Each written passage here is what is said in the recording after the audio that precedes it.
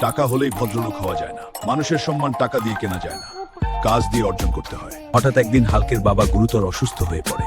একটা বিরল ওষুধ দরকার। আমি আবারও জীবন বাজি রাখব। একটা বিরল ওষুধ দরকার, সেটা শুধু আগ্নেয়দ্বীপের লাল শক্তি দিয়ে তৈরি হয়। আমি আবারও জীবন বাজি রাখবো লাল শক্তি পাথর নিয়ে। লাল শক্তি পাথর নিয়ে আসবো। সমুদ্র পেরিয়ে আগ্নেয়দ্বীপে পৌঁছায় হাল্ক। এইবার শুধু প্রতিশোধ না, বাবার জীবন বাঁচানোর লড়াই। লাল শক্তি পাথর নিতে হলে আমাকে হারাতে হবে।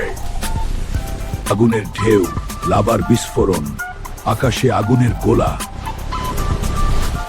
আমি হারতে পারি না। বন্ধুরা, আমার বাবার জন্য শক্তি পাঠাও। হঠাৎ নীল আর লাল শক্তি একসাথে জ্বলে উঠল। ফায়ার গার্ডিয়ান পরাজিত। লাল শক্তি পাথর এখন হাল্কের হাতে। বাবা, তুই আমার গর্ব, আপনার সম্মানই। অবিশ্বাস্য, ওষুধ কাজ করেছে।